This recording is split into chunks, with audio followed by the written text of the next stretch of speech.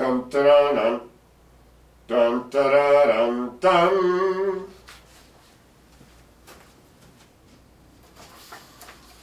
Good morning.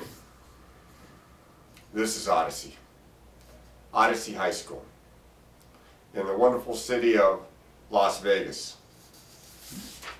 Nevada. More than 1,000 students call this school their home school. All of them have something in common. They all have to pass the math proficiency test. When they struggle here, this is when I come in, because I'm here to help them. I'm a teacher. My name's Turner. I carry a pencil. Alright, we're going to get started today. We're going to learn some strategies to help us be ready for the test. Following this, there will be a number of videos that will show us how to work certain types of problems in the four main strands: numbers and operations, algebra and function, data analysis, problem stats, as well as geometry and measure. Our very first step is to be prepared. If you don't know the math, you're going to struggle on this test. Practice does make perfect. Practice all the time. Watch these review videos that are going to have on the website. These should help you to understand those topics that you struggle with. Practice online at www.succeedinmath.com. That's www.succeedinmath.com. If you are a sophomore, junior, or senior and you know your student ID number, you can log on and practice here all the topics. Get practice tests and worksheets from your math teacher. Request them and they will supply them to you that you can practice. These are to help you be prepared. Now, being prepared is part of it. Some other suggestions: get a good night's sleep the night before the test. Don't go to bed real late, wake up real early, and be yawning and falling asleep during the test itself. Get a good night's rest. But at the same time, you want to get up early enough, not early enough,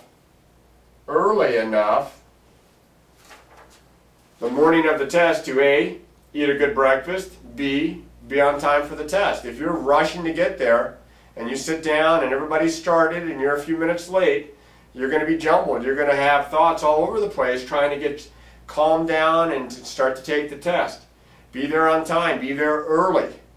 Make sure that you have your supplies with you, scratch paper and such, and be ready to go. The supplies will be given there, but have them at your desktop ready to go. So make sure that you get a good night's rest and get up early enough the morning of the test so that everything's not rushed. Eat a good breakfast. You don't want your stomach growling while you're taking the test. Alright, some other suggestions are: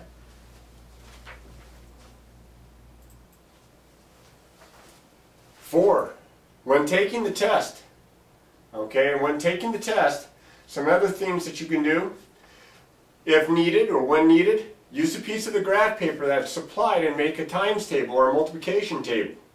It takes a little bit of time to do that, but then you can refer back to it. You can use it for multiplication or division facts, greatest common factors, trying to find numbers that divide into 2 or more numbers, least common multiples, squaring numbers, that's the diagonal where the number is times itself, and square roots where you can use that diagonal to help you either find square roots or approximate them. Then you can use the other side of the graph paper for some of the geometry or measurement problems as a measuring tool. Each little square can represent a foot or a mile or some other unit of measure. And as it turns out, on the proficiency test, the diagrams that they have, especially the different types of polygons that they draw out and such, are typically drawn as accurately and as to scale as possible. So that'll be a useful hint right here. Some more: never pick all of the above or none of the above as a choice for as your answer for one of the problems. It's just not used. Never leave an answer blank.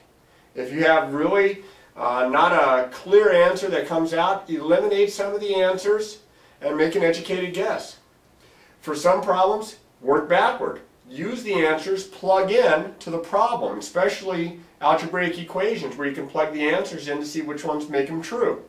Work backward on a lot of these problems. That's one of the advantages to multiple choice, that you can do that.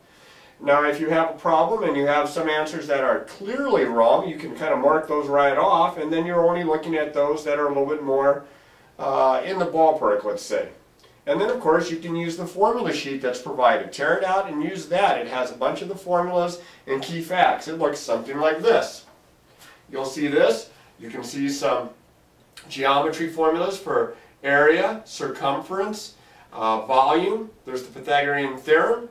There's the trig ratios, permutations and combinations, the formulas for Fahrenheit to Celsius and Celsius to Fahrenheit, and the special right triangles. The 30, 60, 90, the 45, 45, 90. Those are all there for your ability to look at and use as you're working the problems.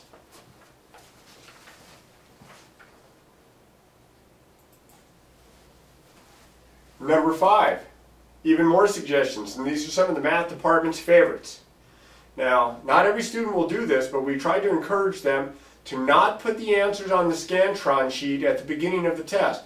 Put the Scantron sheet off to the side of where you're working, leave it there, don't put anything on it until you do the entire test in the booklet, in the test booklet itself. You can do your scratch work, some of it there, you can do that on the scratch paper, circle your answers in the booklet.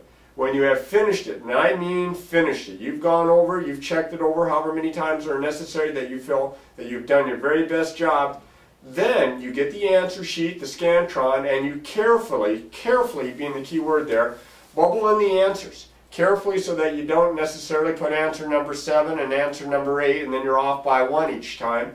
Because if you have to do erasing, you are increasing your chances that the Scantron machine that grades your paper will pick up a stray mark. You do not want to have to do erasing if at all possible. So that's why you do the test in the booklet, and then at the end you bubble in your answers on the Scantron answer sheet. Most of all, and this is for you seniors that are coming up, you get a little jumpy, you got to stay calm. You got to work these problems out just like you're working problems in the class. Stay focused. Don't let anybody distract you. Don't let anything that's going on distract you. You know, really zoom in on what you're working on at that time. There'll be plenty of time for talking and goofing around with your friends and worrying about your cell phones. Stay calm, stay focused, and do a good job on this test. Best of all, everyone in the math department wishes you good luck with this test, and that's why we want you to watch the other content videos that are going to go over the main topics of algebra, geometry, numbers and operations, probability statistics, and data analysis. Alright, so watch the other videos, talk to your teachers, and practice, practice, practice.